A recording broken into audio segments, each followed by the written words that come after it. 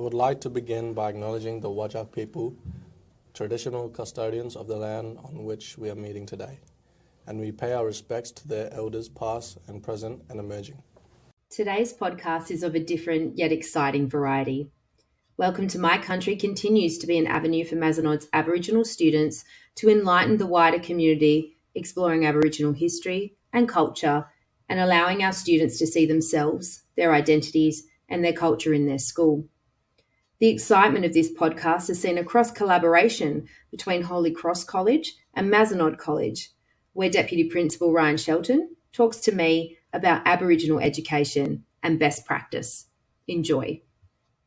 Well, welcome to today's episode of Talking About Pedagogy and welcome to My Country. I've got here Beth Murphy. Beth, welcome. Thanks, Ryan. Thanks for having me. And I'm Ryan Shelton for those Welcome to My Country listeners. We're doing a little bit of a collaboration here. What are we calling it? Mazzacross. Mazzacross between Mazenod College and Holy Cross College. So Beth Murphy is an absolute star of the education world. She is the head of learning diversity at Mazenod College, and has a particular part of her job is working with the academics of supporting their Aboriginal students at Mazenod College, and a real passion for Aboriginal education. And I'm really inspired by Beth and her work, and I've been on my own little journey around that myself. So today we're going to unpack a little bit about what pedagogy looks like in working with our Aboriginal students. And Beth, what's got you so inspired in Aboriginal education? My first degree is actually an archaeology degree, where we did quite a bit of work on the land with Aboriginal elders, and just their knowledge and the way that they went about things was just transfixing for me, plus my history degree. So just, and then working with these boys is really, really amazing. And the way that they go about being able to contextualise from being on country to being in the classroom, which is just worlds apart for some of our boys who are from remote communities. We have boys from Beagle Bay, which is probably close, well, it's over 3,000 k's from where we are in Lesmurdy. And then we've got boys that are even from closer to the Northern Territory in Gibbs River, and even one of our senior boys in Year 12, he's from Luma originally, so even more remote. So it's very interesting, and they're great kids. They're great boys. What have you learned from working with these boys? That you don't have to wear shoes in the classroom. Oh, how good. Yeah, it's pretty good. That to compartmentalise their world is really challenging, and that the things that we take for granted as being simple in a day aren't necessarily that simple, and that they need their mob. My Year 12 boys are really into teaching me their language, and how important it is for them to be able to sit down and yarn and be able to talk about home and what it means to them and what they're missing, and use that community that they've got down in the boarding house, particularly with our boarding Aboriginal students. How do the fellas go when they are moving away from their tribes and their families and, coming into this land down here in Perth? How do they go moving away from home? The boarding community are really strong down there. We have an Aboriginal education officer, Brad Gardner, who's amazing. He did his early teaching career up in the Pilbara and working with Indigenous families and students and in schools, and brings that wealth of knowledge down to our school for us. And then we have all our boarding mothers and everybody else. But in terms of they do have challenges. They get very homesick. We often have to send some of our boarders, our younger ones, home a week early when, and right now when it's week 8, term 3, it's a real challenge to keep them in the game, keep their learning going, and just get them to hang in there both academically and pastorally before they wait for that magic day where they can get the flight to go back. So it is challenging. And I don't think I realised how challenging until I was actually doing the podcast with the boys. And I said to them, so if you were at home, what would you be doing? And they're like, oh, we'd be out hunting. And I was like, you'd be what? Yeah. And he goes, yeah. And I'm like, what do you hunt? And he's like, oh, goanna. Oh, but we're not allowed to hunt the goanna. And I'm like, are you eating the goanna? And he's like, yeah, miss. But we're not allowed because the cane toads are coming in and their population numbers are down. So just all this, it was just fascinating. Or the new podcast that'll be released once I actually record it properly, we had a bit of a mishap last week, was where Stevie was telling us about hunting turtles and then eating turtles and just all this knowledge that they have that is, and their world is just so very different, but so very fascinating. Yeah, I watched the documentary last year, In My Blood It Runs, and that really challenged me. And it challenged me because I've always been looking at, well, how do we help our Aboriginal students to understand our Western education system? And I've been on a bit of a personal journey since watching that last year about, well, why? Why do we need to make these students fit our Western education system when, like where you say there, for some of these students, they want to be up hunting. Well, why do we need to take them out of that? How do we help them find that vibe if they are down here in this environment? Certainly to help prepare these wonderful young men and women for if they want to, move into our Western society. But if they don't, how do we support them to thrive in their own journey? It's something that's really challenged me. Yeah, and it's an interesting concept because some of our families will tell you that they're sending their sons down to us so that they can have this great education so that they can take it back and help their community. So there's a real community vibe to why they're sending the boys here, and it's about improving education and improving post-secondary outcomes from their perspective as well, but actually on country. Yeah. And then I suppose the challenge is, well, how do we blend that? How do we get that mix of experiential learning, of connection to land, connection to culture, whilst also our Western way of education of literacy and numeracy, and finding that to embed into a way that blends together nicely for these students? Have you got any tips? The best one that I have at the moment is to listen to the boys or to listen to the students that are sitting in front of you, because they can articulate what challenges they're having, and they can help you understand where they're at. The other day I was like, but I don't understand. And he goes, let's sit down and I'll draw this for you, miss. And I was like, oh, yeah, let's do that, because then I might have an idea of how I can help you. But the listening is the best. I have 3 Year 12 boys that I work with, along with the rest of an amazing team up at Mazenod, and it's about supporting them with getting that waste certificate, because that's what they value and that's what they want. So a lot of it is that listening, because without that, I'm just sort of doing what I have been trained to do, I guess.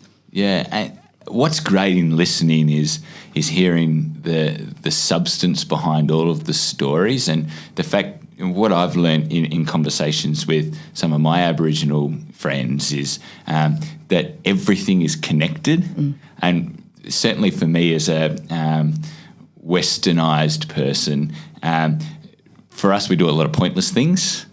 But what I've learnt from my Aboriginal friends is that, everything has to be connected and is connected, and that's important for me as a teacher. Yeah, or it's not, as Stevie told me. He said to me, miss, I don't understand this half brother, step brother. I don't get it. He goes, you're either my brother or you're not. Like, that's the essence of their sense of community and their identity, which is so different to us. We like to put labels and make sure everyone knows where they fit, whereas he so eloquently was like, yeah, either you are or you aren't, and it doesn't matter if it's step, half, quarter, it doesn't matter.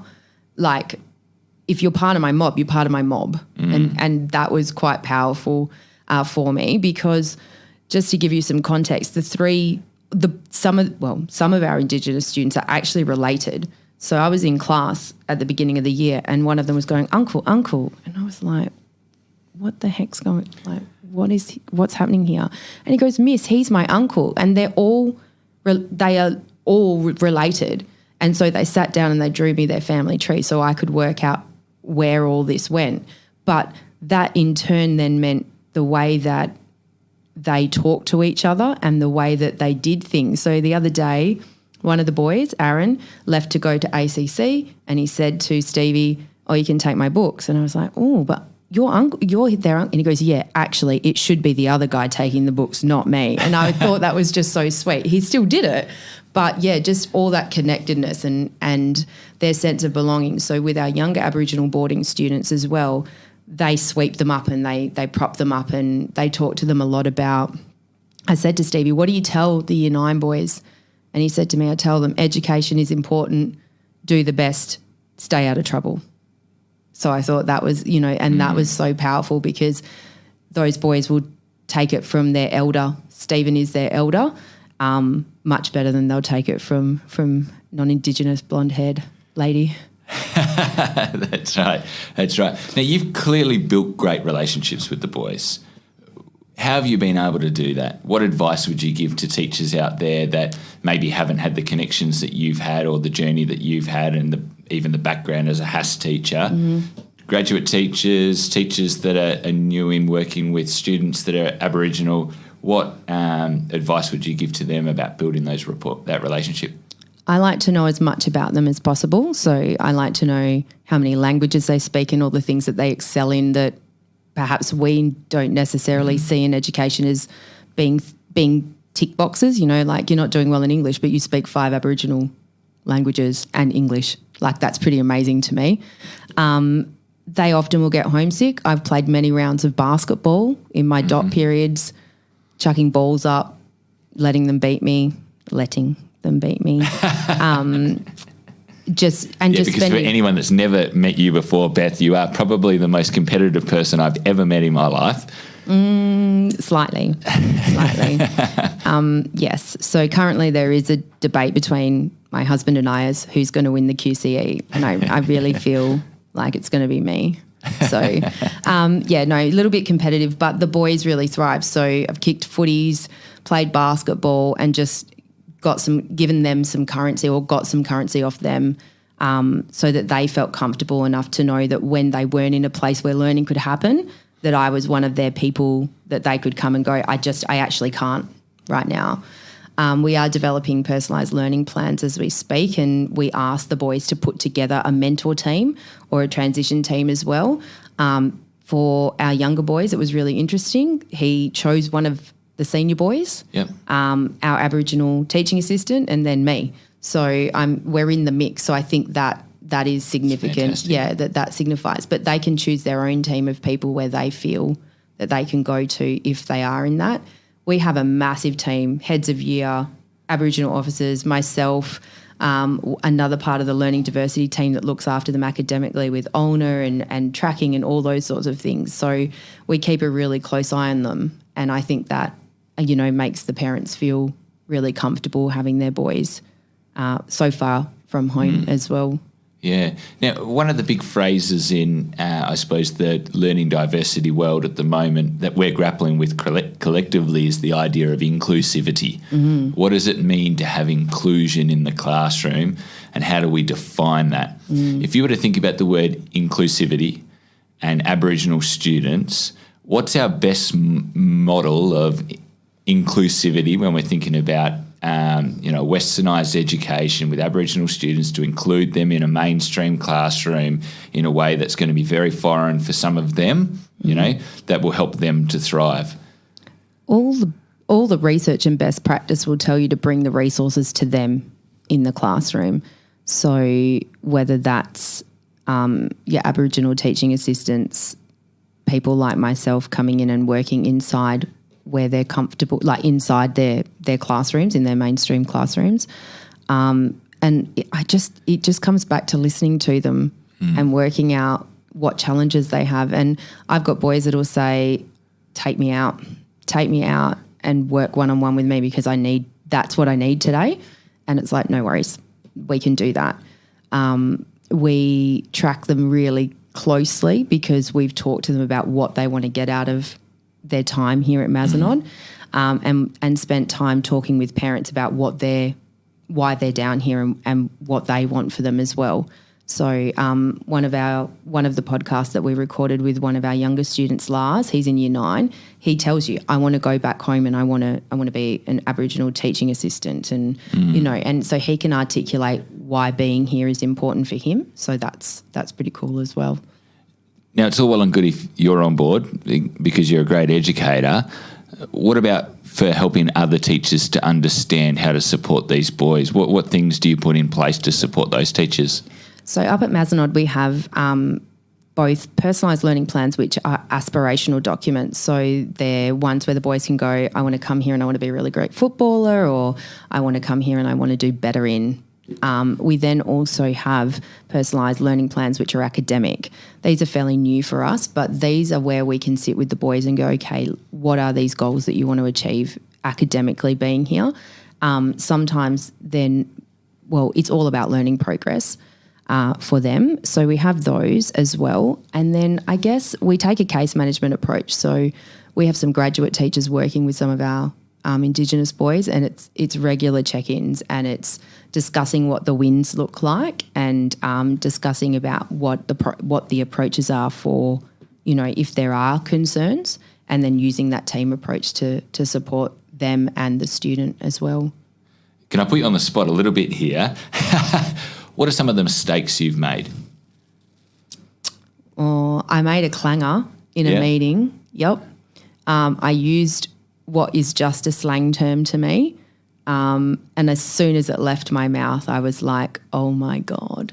So I was sitting with some Aboriginal educators from a different sector, and I said, well, I just don't know. We've lost him. He's gone walkabout.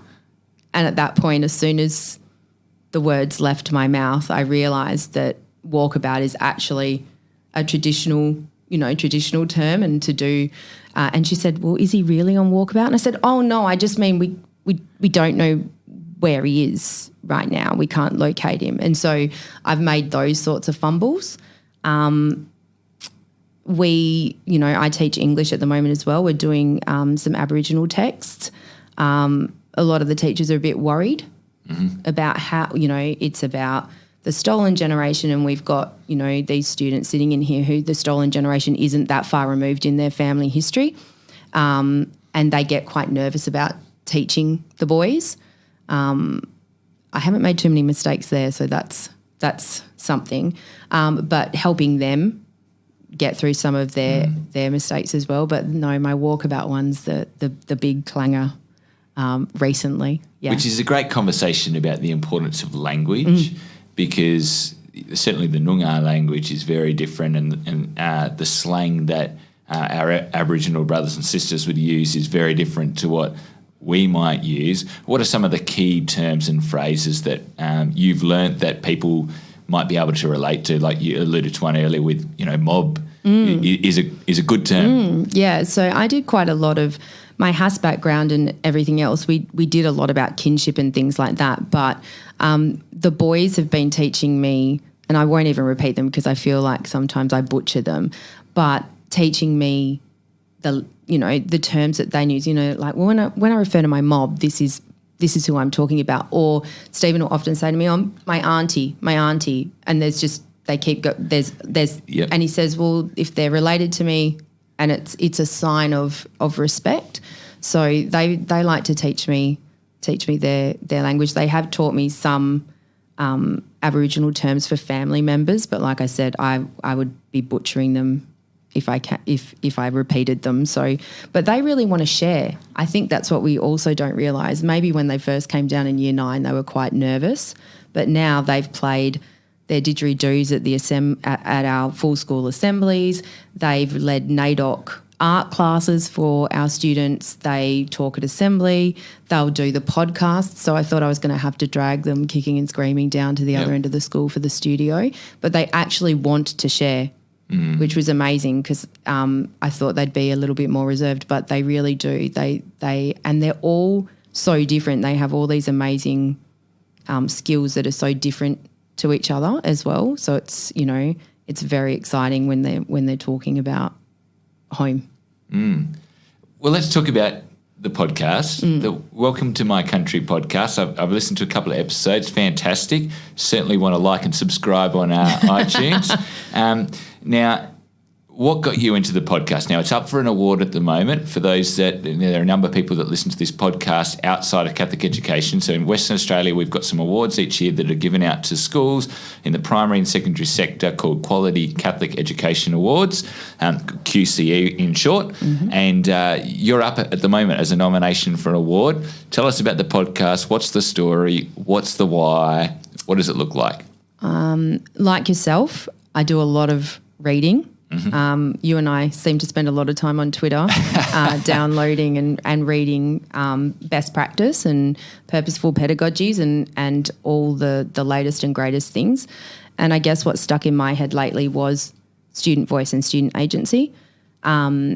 We were throwing around NAIDOC ideas, and the team came up with these amazing ideas. We had Indigenous films being shown during the weeks, and we had the boys had made kangaroo stew and stuff down and was serving it to the boys down from the boarding house, which was really cool. And I am going to admit here that I made a flip away comment that went like, oh, we should do a podcast. And at that point they were kind of like, oh, well, do you think anyone will listen? I was like, we'll see. And went down to my class because I had the 3 senior boys, and I went, oh, do you guys want to do a podcast? And they were jumping, like they were like, yep, wow, I'll come tomorrow at lunchtime.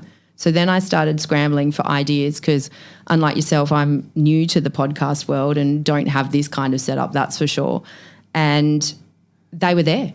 I didn't have to remind, he was waiting for me at the studio that lunchtime. That's amazing. So we recorded it, and then I had to work out how to get it out to the population. So I had some help from my friends down in the arts department, and they teed me up with what we needed to do. And then the next day, the next student was there.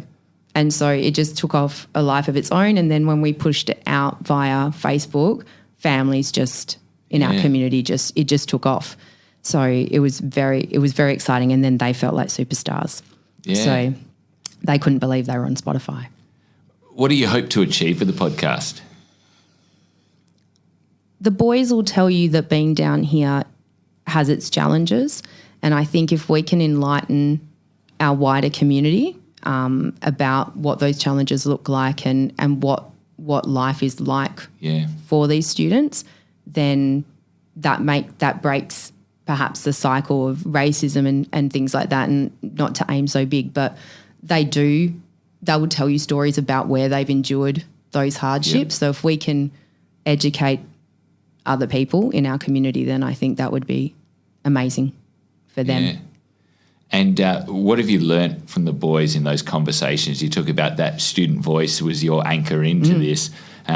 What have they taught you in context of the podcast? Oh my gosh, that turtle meat is green. Like I nearly died the other day, and the podcast unfortunately didn't get recorded. And I said to him, well, does it taste like chicken? And he just looked at me and he was like, no, it tastes like turtle mist. So just how different.